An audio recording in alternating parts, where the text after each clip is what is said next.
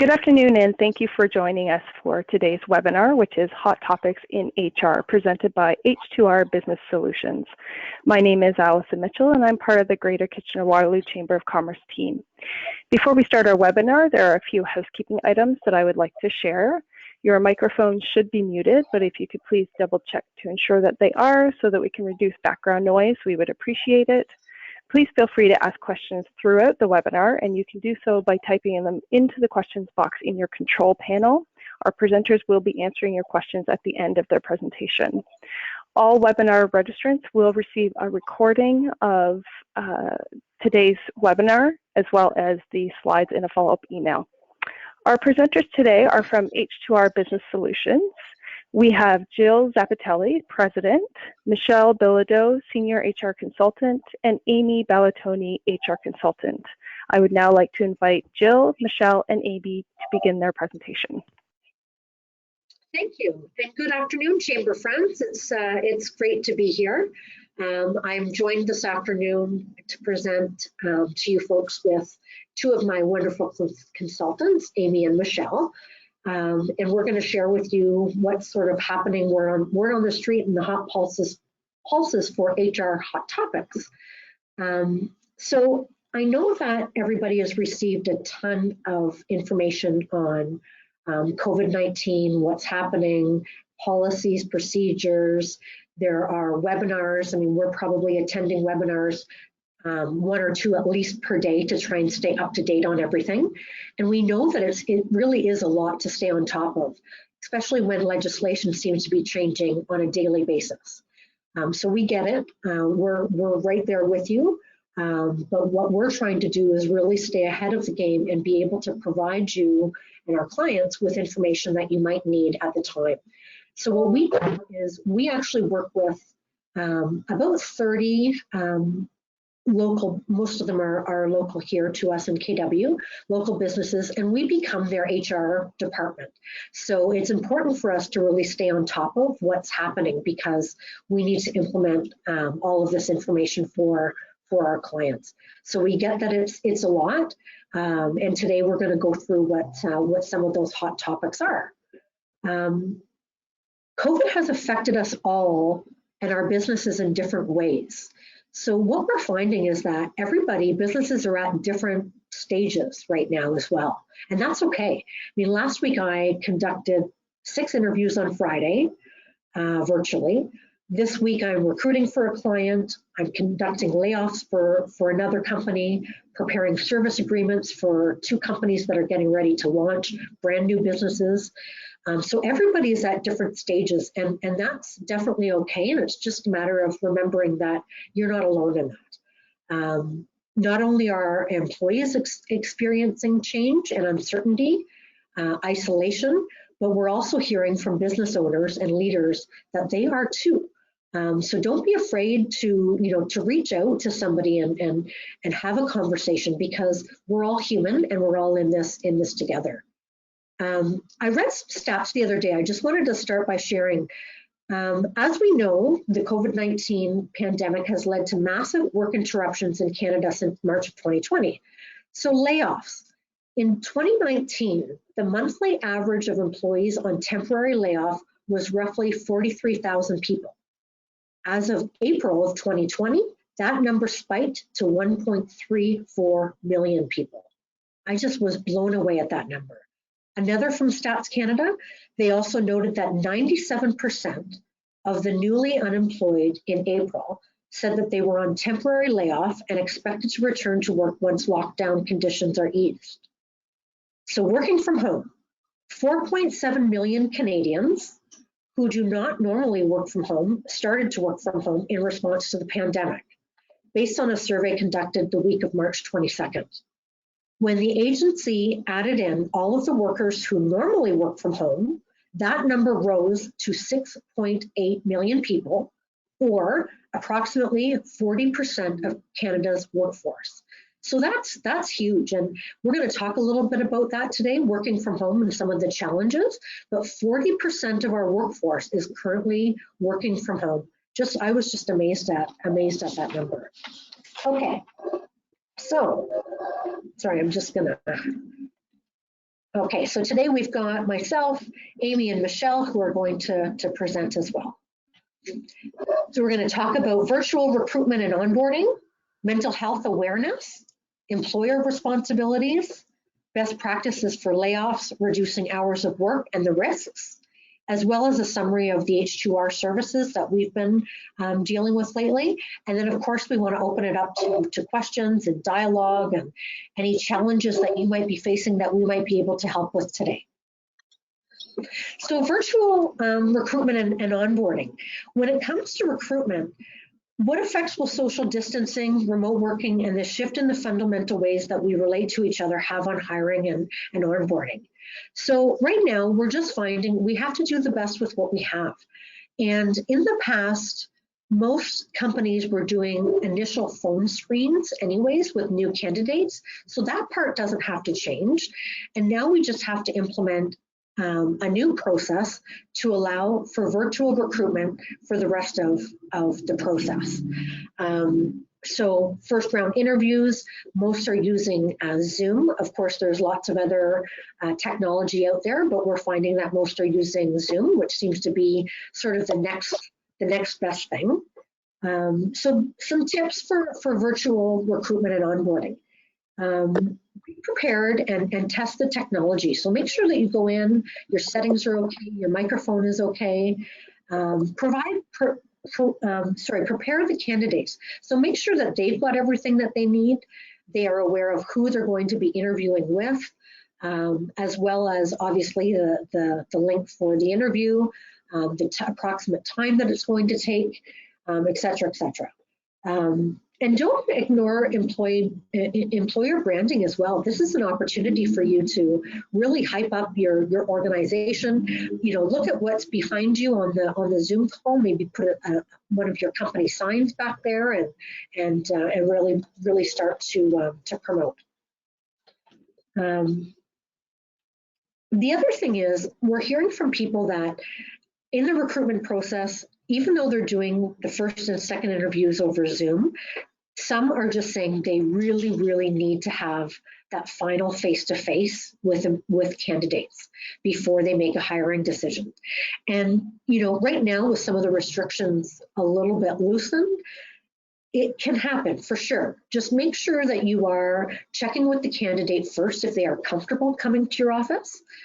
Have them complete a screening assessment to make sure, obviously, that they're healthy and that they can attend your workplace. You know, and of course, practice social distancing when that candidate is there. Okay, onboarding.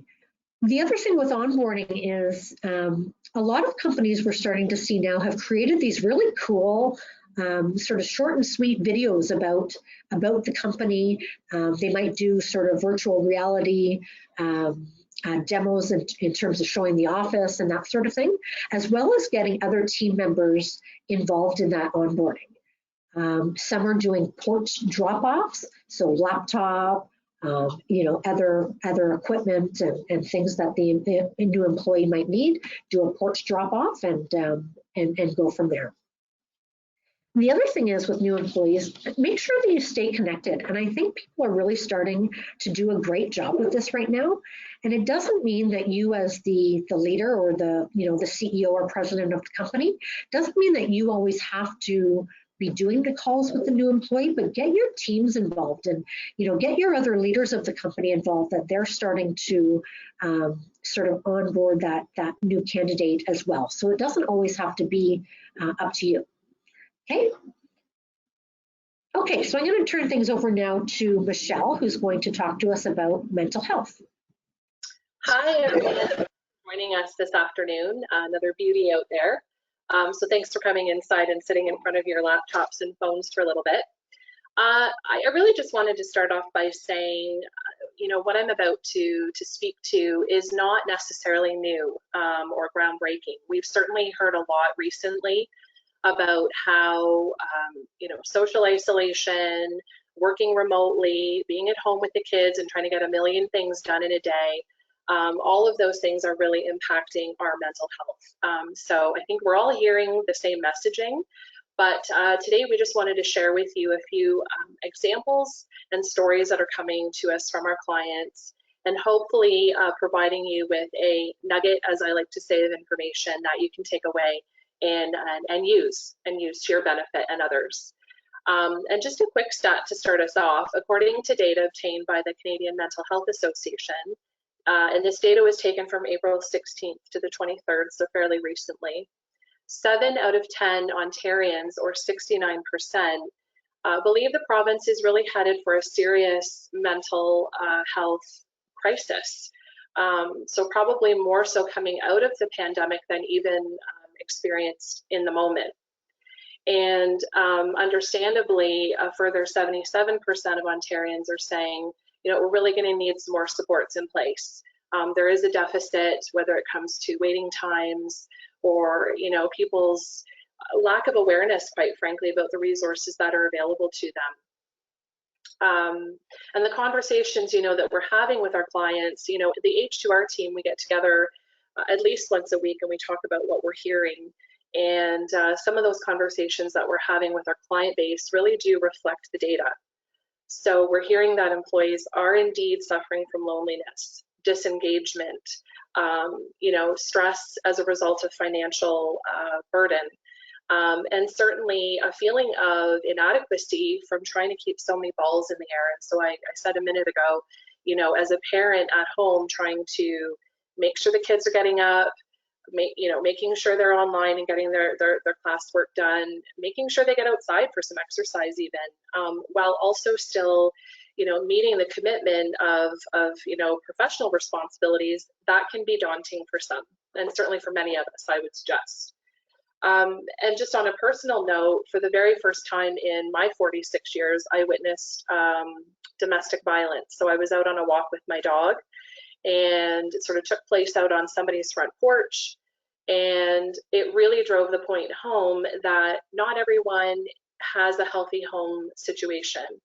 And so for some people, their safe place, sometimes, it's work. But for whatever reasons, their safe place is now unavailable to them, whether it's closed or whether they're laid off or they're working remotely. For all of those reasons, their safe place is not necessarily available to them. So it goes without saying that we're at risk, you, me, all of us, and we really just have to be more aware and more diligent than ever before. The things we know to be important for mental health are also taking a hit. So our diet has gotten worse. This is again coming from the CMHA. 36% say, in fact, that their diet has taken a nosedive. 48% they're not exercising regularly anymore.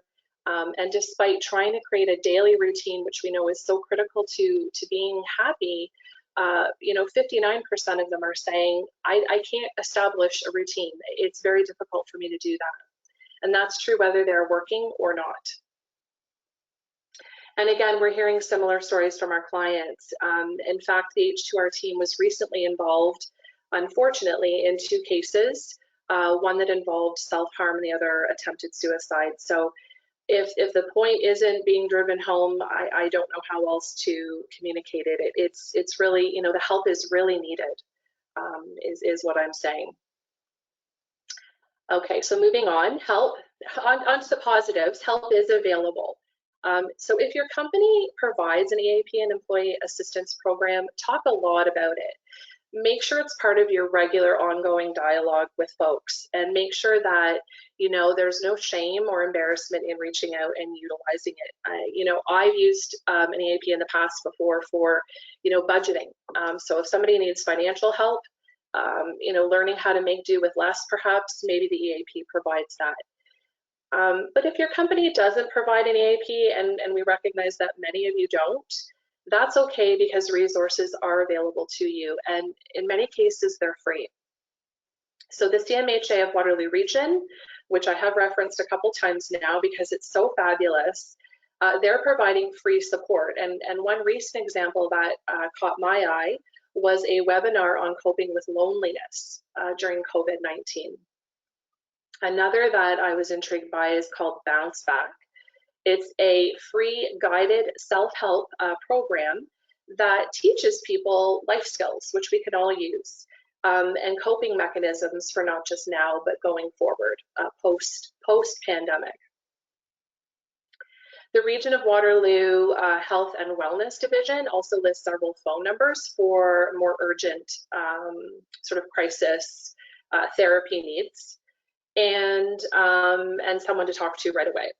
And us on the H2R team have also compiled a number of mental health resources, including an employee wellness survey, which really just helps you as a leader connect with your folks and ask the questions that need to be asked.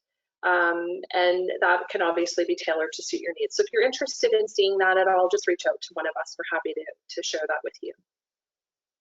Thanks, Jill. And moving on to psychological safety. So, you know, we're hearing a lot on our webinars, Zoom calls, etc., articles that we're reading about, you know, creating a safe workplace for people to return to, whether that's happening now or whether that's something we're thinking about down the road. But no matter how physically safe your workplace is, we really have to contemplate psychological safety. And that's if an employee doesn't perceive or feel that they personally, based on their unique circumstances, will be safe.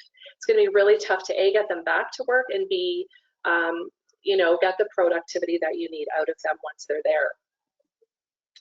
If concerns about coming into work are raised by an employee, what we've learned is that you don't need to shy away from asking questions to better understand what it is that's at the root of these concerns or fears for people. Some concerns will need to be investigated, some will need to be accommodated, and Amy will speak to that a little bit more in a moment. But if you're making changes to how the work is being done, you know, whether it's how often the office is being cleaned, for example, or changes to accessibility to the lunchroom, lots of changes are going on out there. Please be sure to document and talk about those changes, because in effect what that does is it reminds employees that, you know, we've taken into consideration all of these processes, protocols, and they're all being implemented to ensure your safety. So be vocal about it, post it in the office if you have an appropriate place to post it. We can certainly help with those resources as well. And then finally, I would suggest that it's important to give employees some of the control back. So as much as you're having the office cleaned and implementing some of these other, you know, precautions, maybe consider providing extra cleaning products to employees for their own workstations that they can control, you know, how often they're using them, just as one example. And having said all of that, if you are able to leave people at home, that is ultimately, you know, the best and safest course of action. Okay, and then finally, I think it goes without saying that there's lots of heavy lifting to be done. Those are the hard facts, and that's the truth, but it's not all bad. It's not all gray skies and rain. As I mentioned, supports and resources are available. If you need help in finding them, please reach out. A quick call to us, and we'll be very happy to get you connected to those supports. And I think a real positive that we've noticed on our team is that some of our clients are coming away from this experience with some real pluses in spite of the hardship. So greater resiliency and agility, the ability to pivot and manage change, very difficult change, I might add. And we've grown as a community, I think, more compassionate. So even when you think about your experience out in the grocery store, how patient we've become, having to wait in line, putting others' needs before our own, wearing a mask even though we don't like wearing a mask because it might help someone. And I've certainly seen a lot of that in my community. Leaders have a much better understanding of their employees' personal lives, their family situations and commitments, and they're starting to better realize the impact that those have on their employees' workday. As well, leaders have become better, in my opinion, at initiating opportunities to connect. And I spoke with a client a few days ago, just one example, about implementing virtual town halls. And he was kind of thinking, you know, is it a waste of time? Are people really going to be interested? And I said to him, you know what, these opportunities aren't so much about saying anything new or innovative. It's not necessarily about information sharing all the time. It's really about getting to see one another and hear a familiar voice. That's really, really critical and really helpful. So talk often about the support that's available. You set the example as leaders in your own organizations. You can weave it into the fabric of your workplace culture simply by making it part of your everyday dialogue, and don't shy away from talking about the difficult subjects. So a simple and sincere "how are you managing" can go a really long way. And I think sometimes we're afraid to ask that question because we may not have all the answers, but you're certainly not required to have the answers, because it is truly your time and presence that make all the difference. So thank you very much. Awesome. Thank you so much, Michelle.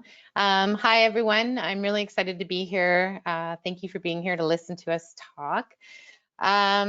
So in regards to HR, the first stage that we kind of found ourselves in, especially as consultants, was initially out the gates with COVID-19 and how quickly things were changing. So, you know, in the beginning, it was a rush to try and help our clients figure out how they were going to transition to closing down their operation, to having employees work from home, you know, creating policies, doing layoffs. It was fairly intense and it was quick. But now I think we're finally at a point where we're starting to transition. And, you know, as Jill mentioned, not everybody is going to be in the same boat at the same time. But really what we're exploring now as a team is, what does that return to work look like? So with that being said, what are employer responsibilities when you're looking at that return to work plan? So some of the things I'm going to talk about today: employee conflict and how that is having impact, whether employees are working at the office or at home.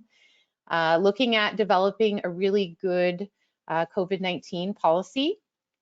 Talking about some of the tools that we can help to provide you with or work with in regards to employees returning to work, you know, doing that self-screening before they come into work, and then, you know, any visitors or contractors, other people that come into the workplace, whether they're allowed in, or how you're going to monitor them when they do enter the workplace.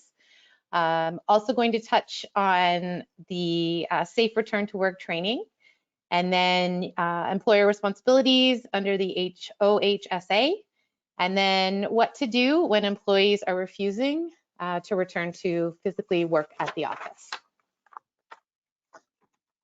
So in regards to employee conflict due to COVID-19, right now, I think it's safe to say that employees, whether they're working from home or they're working in the actual workplace, they're nervous about the situation. You know, for employees who aren't working in the office, they're nervous to come back to the office. And for the employees who are working in the office and the employees that are planning on returning, they're also equally as nervous about having these employees come back. So basically, it's about addressing, you know, different perceptions of what workplace safety looks like. And in order to address that, it's really about that communication piece. So as far as the employer, it's about educating your employees and putting really clear expectations around what health and safety looks like in the office. And that's usually done through having a really clear policy or a really clear safe return to work plan.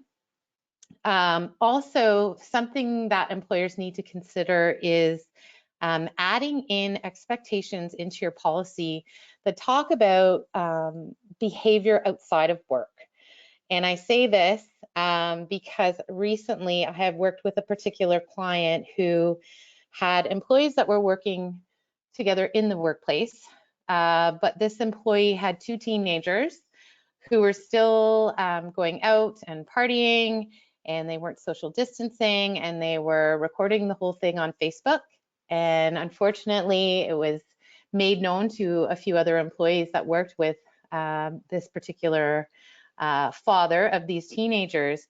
And it was causing a lot of conflict and concern with regards to the safety of the other employees who were exposed to the teenager's father, that employee. Creating some animosity, some anxiety, you know, employees are nervous. So really it was about working with that client to create and put together a policy that not only spoke to expectations in the workplace, but also outside of the workplace, and really letting people know that they need to get on the same page. It is the employer's responsibility to provide that healthy and safe workplace, and if not, that there are consequences to those actions. So just to summarize quickly, when you're looking at that conflict, really there's 6 steps you can move through. Having a plan, that really speaks to having a really solid policy in place. Communicating and sharing and being open with everyone, that communication piece is key. Being able to emphasize, knowing that everybody has different perceptions, different fears, different expectations. Making sure that you reassure, trying to be understanding, and then just being able to say out loud that this isn't quite business as usual, and that we're all working together and we're doing the best we can to navigate through this situation. So as I mentioned, having a really clear a policy in place that speaks to COVID-19 as a whole is so important. It essentially communicates with your employees the actions that the employer is taking to mitigate the spread and try to mitigate the risk of that hazard in the workplace. It gives clear information in regards to what the workplace is going to look like moving forward, what's involved, what are the employer responsibilities, what are the employee responsibilities, and really it is a great tool to use for educating your employees and really helping them with what protection and prevention looks like. Also within the policy, you're going to look at, if you've already developed a sick leave policy with regards to COVID prior to this, you're going to want to incorporate that information or how it's changed with all the information that we have right now. You're going to want to talk about possible screening tools, what isolation or quarantine looks like. All of that stuff is something that you're going to want to address by using that policy. Okay, moving on. Prior to this, I kind of touched on a return to work playbook.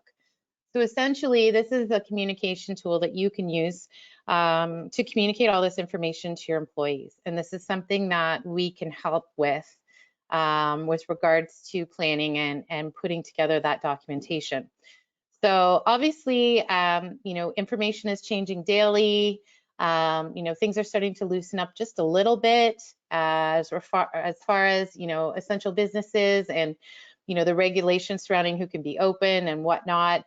That's changing, but essentially being prepared in order to facilitate those changes is putting together that return to work playbook will help you plan for that, and then also outline how you're going to sort of slowly restart to have your employees come back, whether you are or you're not, but it is a nice way to group all of that information together, and it is something that will help you comply with the OHSA legislation.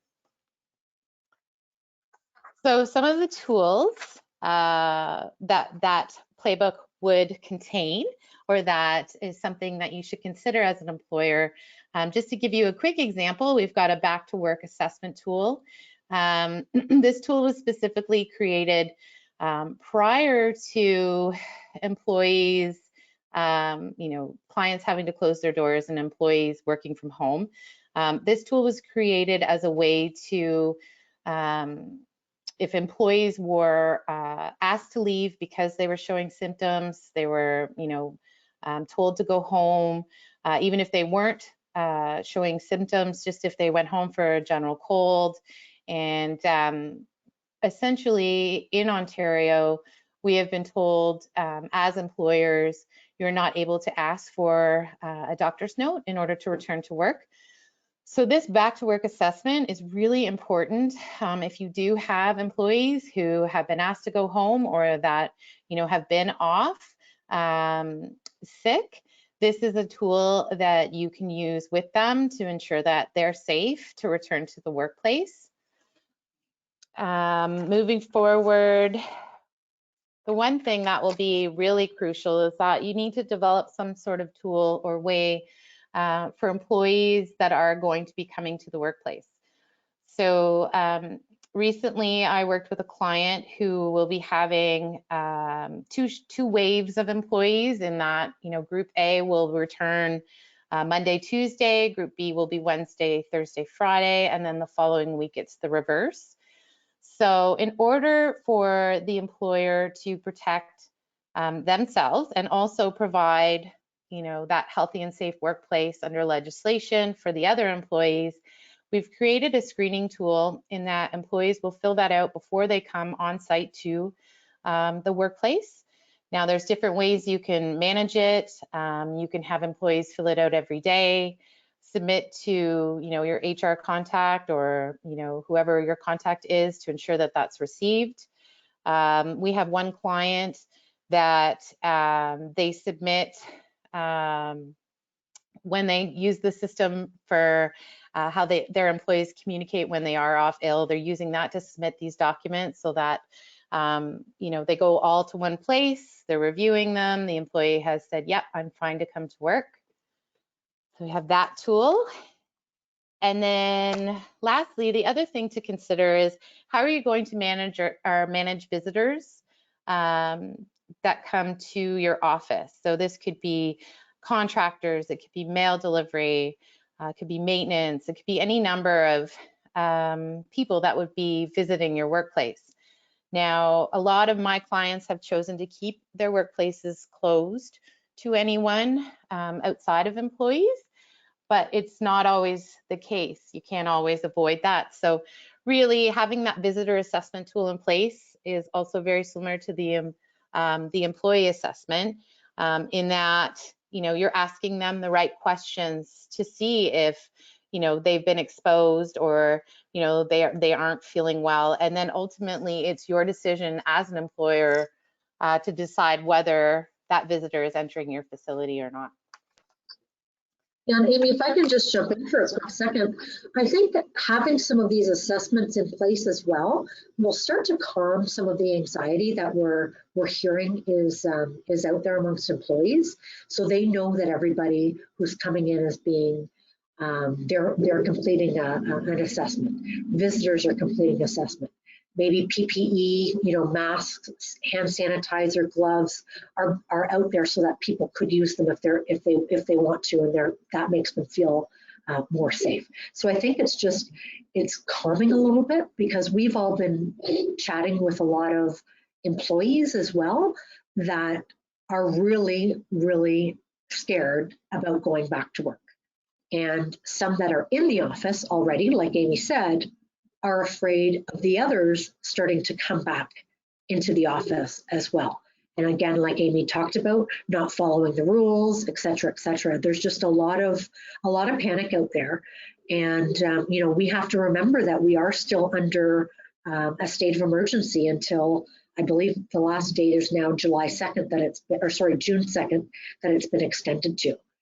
So when some people are saying, oh, let's bring everybody back tomorrow, our advice is sort of let's calm it a little bit. Unless there is an absolute urgency to do that, let's come up with a plan, take baby steps, make sure that everybody is safe and everybody is feeling comfortable about it, instead of just going from 0 to 100 overnight. Yeah, thanks, Jill. You're definitely right. As we move to the next tool, this is really the training component. If Jill can, yeah, perfect, thank you. The training component that's involved also with that safe return to work. And as Jill mentioned, you want to do everything you can as an employer to mitigate that risk, but also to help ease that angst and that anxiety and that worry that employees feel about returning to the workplace. So this training presentation that we've put together as consultants is something we can help you with. It helps you to comply with the expectations under the OHSA. And really it talks about, it's bringing all of that information together that's not only contained in your playbook, but then providing that information in another form to your employees. So I have the one client that I worked with recently, it's important to them that this training is held before the employees return to work. And they have sort of a plan in terms of when that return to work date will be. So that gives us the time where I'm involved in assisting them in running through this training that looks at, what the company's response is. Again, reminding and educating employees on signs and symptoms, whatever, self-screening tools have been applied or that are available to employees, or how they can do self-screening. For larger offices, the option of having like an isolation protocol. So if you do have the space and you have an employee who finds themselves feeling those symptoms, again, meant more for a larger operation, but do you need to have an isolation protocol and where that employee goes to until you can manage the situation? Really hammering home those social distancing measures. So again, through education, through posters, awareness, it sounds like we're repeating ourselves over and over and over again, but really, making sure that that applies while employees are in the office.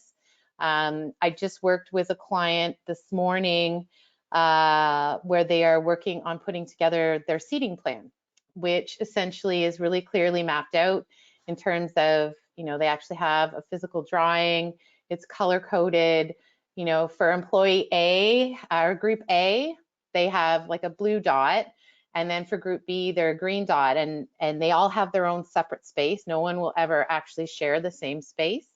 So that was kind of interesting. Also, as much as it may be common sense to you and I, just reviewing what personal hygiene looks like. And really that has a lot to do with the hand washing component.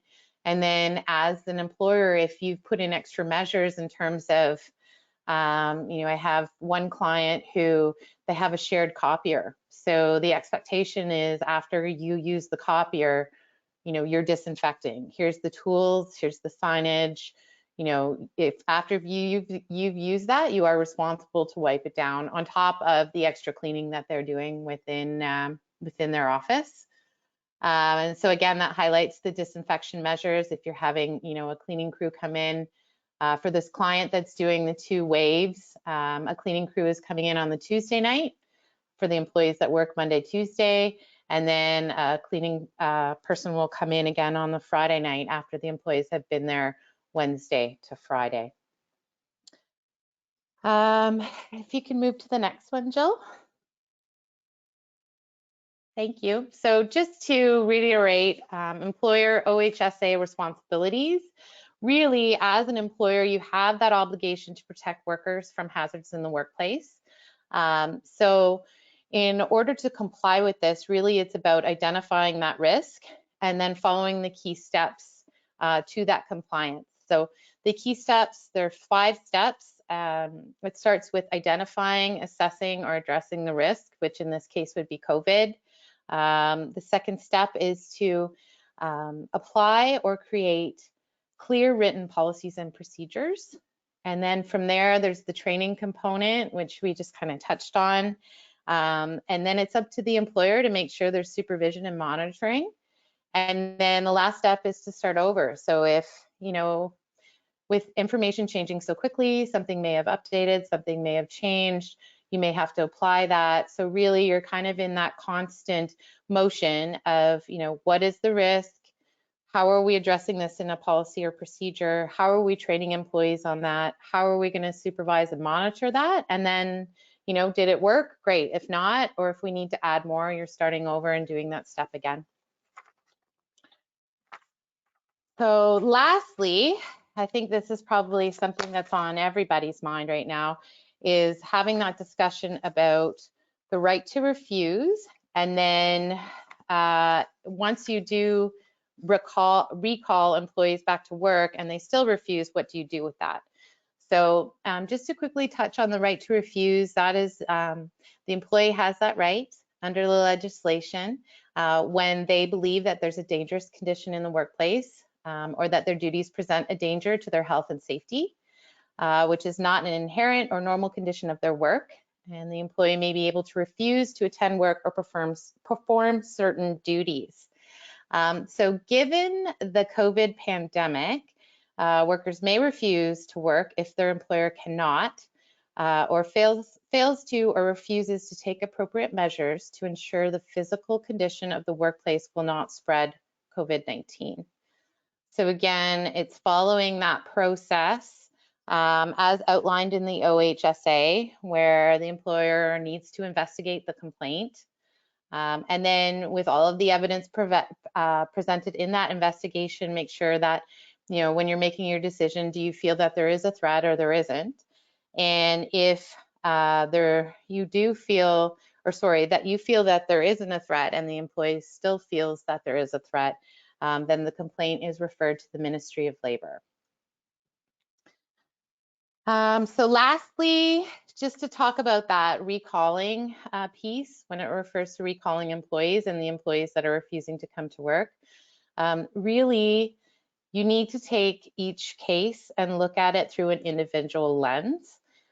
Is it when an employee brings a concern as to why they cannot return to work, is there accommodation that can be provided to them? Is there a certain leave that they would qualify for or that they fall under? So some examples of situations where it would be really great to have a clear policy to address these concerns are included on this slide. So an employee is concerned that they or someone they live with is at high risk of contracting COVID-19. The employee is acting as a caregiver to children or ill relatives. And then the employee has a generalized fear of contracting COVID-19. So those are all considerations, but again, it's case by case. You know, the employer's responsibility is to look and see if they can accommodate it. Is it a valid concern? And if it is not a valid concern and the employee can determine that, you know, unfortunately, that's where you have to go back to your attendance policy and look at how you manage that when you do have an employee who's refusing to report to work. So I just want to leave you with some advice with regards to recalling employees. Hot topic, but we really don't have all the answers right now other than to take those individual concerns and assess them case by case. But in the end, you know, considering the employer should just be practical with that request. So address the refusal with the employee, understand the nature of the concern and why the employee refuses to work or attend work, and then go from there. And that's it. If you've got an employee saying, well, I just want to continue working in my pajamas every day, not a valid reason no. for them to stay at home. It has to be something that there is a fear, or, you know, one of the employees I've been dealing with, his fiance works in a long-term care home. You know, he is at high risk of contracting the disease. So, you know, he is staying at home and he will stay at home much longer than somebody else. So, yeah, thanks, Amy. That was awesome. Sorry, Amy, did you have anything else on that one? Nope, I'm good to go. Thanks, Jill. Perfect. So next, we're just going to talk about really quickly best practices for layoffs, reducing hours of work, and the risks associated. And then we'll open it up to questions. So with layoffs, the biggest risk, and that's what I will start out with, is the biggest risk is for your organization to be sued by an employee or employees for constructive dismissal because you have done a layoff and you may not have the right actually to do a layoff. So technically and legally, unless that employee's employment contract specifically has a layoff clause, and most of them don't, otherwise employment contracts would just get to be, you know, 20 or 30 pages long. you really don't have the right to do a layoff. However, what we're hearing from, the wonderful employment lawyers here, from folks like, at Gowlings and, Morrison Rees Krause, et cetera, they're telling us that because of the situation, it would be very difficult at this time for an employee to try and bring a constructive dismissal claim to court because of what's happening in our world. So what they're saying is just make sure if you're going to do layoffs, and many of you may be beyond this already, some of you may be not having to experience it at all or approaching it. Really make sure that you're following the proper steps and doing everything you possibly can as the employer to protect yourselves. So draft proper layoff letters for your employees. Be sure that you state in the letter that the layoff is due to COVID-19. Plan to recall the employees as soon as you possibly can. Be sure to keep the employee benefits. So if you do provide employee benefits, be sure that you keep those benefits active. You cannot terminate those during a layoff period. And the max number of weeks for a layoff is 35 weeks. Also be aware and try to communicate with your employees as often as you can that are on layoff. I mean, they are still part of your team, and we're hearing from a lot of folks on layoff that they're really feeling disengaged. They don't know what's going on. It's been a couple months. They haven't heard anything from their employer. So just try and reach out to them or drop them an email every once in a while. I think would go a long way. Reducing hours of work. So this is a big one. Really use caution with this. And again, what we're hearing from the employment lawyers is try to not reduce hours of work by more than 20%. That seems to be the recommendation right now, that it's not such a drastic reduction in hours. So that's what we're hearing from them right now. Also look into, if you are needing to reduce hours of work for your employees, is the WorkShare program that's been out there through Service Canada or through our government has launched the WorkShare program. Will this apply? Will that help your employees as well? So try and do the different things that you can actually be of assistance to your employees as well when they're off. Or have you qualified for the the 75% wage subsidy? So different things like that. Just make sure that you're trying to look into for your employees. And also, if you're reducing hours, document. So put a letter together for them, outline what's happening. Again, mention that its reduction is due to COVID-19 and that you will be putting them back to their regular hours as soon as you possibly can. Okay. H2R. So what we're all about, and I'll just tell you just a couple quick things. So we handle things for organizations from hiring right to retiring and everything in between. So things that we're staying busy with right now, even though COVID is sort of taking priority over everything, but we're still very busy with creating new policies, terminations, lots of things around health and safety right now. Employee engagement, I mean, that seems to be really critical right now, where employers don't always know what they can and can't say to employees right now. So it's providing advice and guidance in helping them to navigate through all of that. Amy talked about investigation. We're very busy with investigations right now as well. And all of these HR activities, although COVID is number one, these things are still going on within your organizations. So it's trying to balance where your priorities are, and obviously sometimes it's the biggest urgent red flag things that end up getting dealt with. But there are still all of the other HR activities that we all need to focus on top of this. So. Feel free to reach out to any of us if you have any questions, or we can share some advice. We would be absolutely happy to help our chamber friends, of course. So now I think we will open it up to some questions from the group. So please go ahead and type into the chat if you have some questions, or even Great, a thank you. you're dealing with that might be challenging. Great, thanks so much to Jill, Michelle, and Amy. Let's see. Okay, first question. In the case of work sharing, can the sum of the employee's hours exceed the regular work week hours? Amy, do you want to take that one? So they would regularly work a 40-hour week, but with the work share, it's going to be their hours would actually exceed the 40 hours is what the scenario is? That's how I read it, yes.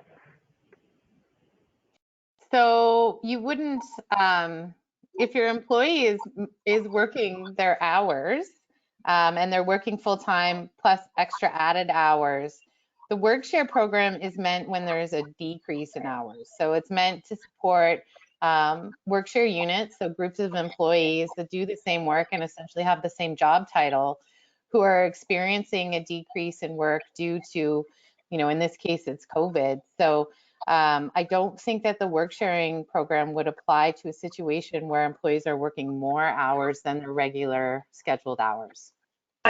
I think so the clarification is 2 employees usually work 40 hours per week each, and now they work 30 hours each. Yeah. So combined, It would be 60. So does that qualify for work sharing? Yes, definitely. So if you look at, so if they're working 40 hours a week, but now they're working 30, the whole point of the program is to share the hours that are available equally amongst the employees. And that may change on a weekly basis. So for 2 employees that are in a work sharing unit, if they're usually working 40 hours a week and there's only 30 hours a week to both of them, then they're working 30 hours a week and they're essentially saying they're sharing those 60 hours if you look at it this way, but yeah, it would be 30 hours each. Okay, great, thanks.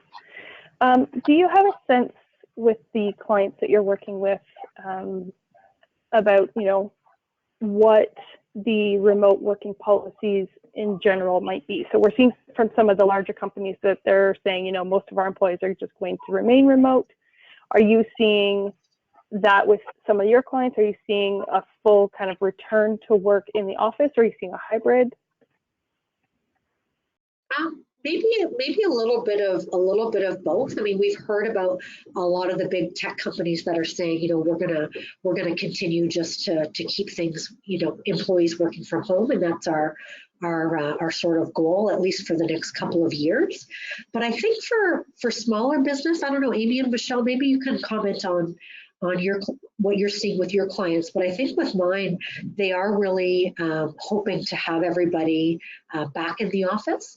And then I've had employees saying, well, do you think I could maybe ask to do even 1 or 2 days from home? And, I think we'll start to see some of that too, because I've heard from a lot of employers that productivity has actually skyrocketed with some of their employees working from home. I mean, they're not having their normal water cooler chit chats, but people are very productive. And I think initially that there was a fear around that, whether productivity would decrease. But some are seeing that productivity is just skyrocketing right now. So, if it's working and the employer can accommodate the employee, why not? Why not? And Amy and Michelle, what do you guys think? I would agree with you. The vast majority of my clients are maintaining the remote work option as long as they can. And they're using that time to really engage with me to create a plan that's going to be safe and successful for when the time comes that they do, reopen the workplace doors. And I would also support your point, Jill, in the whole productivity, because when employees are said, you've got basically 24 hours in a day, use them as you will. Some people are getting up at 5 a.m. before their spouse leaves for work. Some people are working after dinner into the evening hours. And so they're actually getting more done, is what we're finding, than when they were in that traditional sort of 8 to 5 scenario. So that's my takeaway. How about you, Amy? Yeah, very similar to you both. I think it just all depends on, your client's situation. So, in one of my clients' case, they didn't have enough laptop computers to support all of their employees working from home. And obviously that's an added expense at a time that, they're applying the work subsidy program. So really it's about how can they transition. They're not comfortable with sharing computers. So that's another thing to consider. So again, they're a very slow restart. They're the example that I gave with Group A and Group B, but their biggest concern is they don't want to have COVID end up in their workplace, right? So really it's about looking at all different options. So I'd have to say it's more of a hybrid when it comes to that, working from home policy or working from home situation. Yeah. What I find interesting is that it's not just us as the employers and the leaders trying to bring employees back to the office, but some employees, which I never expected this to happen, but some of them are saying, please, can I go back to the office? So for some employees have really been struggling with the work from home. Others love it, work in their PJs, do what they do, they're very productive, but there are many that are struggling with it. We talked a little bit about that, the feeling of isolation, the feeling of not being connected, and those employees that are true extroverts, they depend on and thrive on getting the energy from other people, being around other people and having chats and working in teams and having that face-to-face. So for some of them, they are really, really struggling with the work from home and just want to come back. So, our advice is, yes, let's do it. Let's just have a planned approach. And it's almost like you need to look at each situation, each individual employee situation, uniquely and differently, because what works for one may not work for the other. Instead of just saying, yep, the floodgates are open, everybody come on back.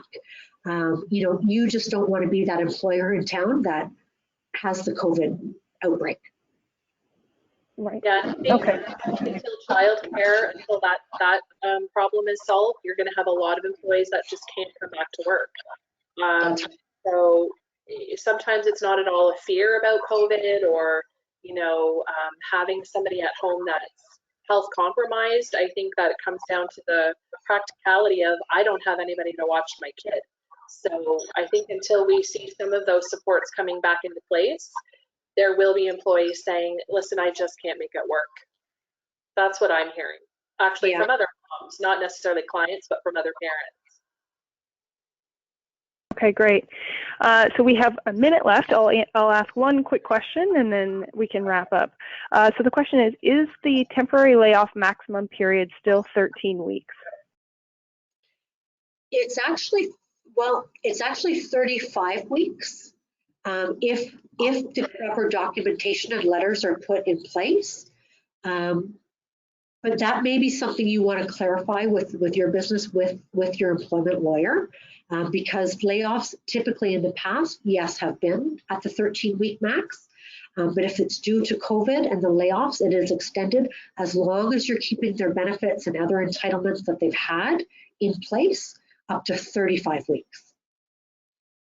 Okay, great. Thank you. We have now reached the end of our time, and Jill, Michelle, and Amy, I want to thank you so much for joining us today and sharing your time and expertise with us. To our attendees, as I mentioned, you will receive a follow-up email with a link to today's recording as well as the slides for your reference. I would encourage you to visit the Chamber's website, as you'll see the other upcoming webinars we have, as well as a list of all the other webinars that we have held, and you can listen to those recordings as well. Again, to Jill, Amy, and Michelle, thank you so much for spending some time with us today, and I appreciate you sharing all your expertise. Thank you. Thank you, Chamber.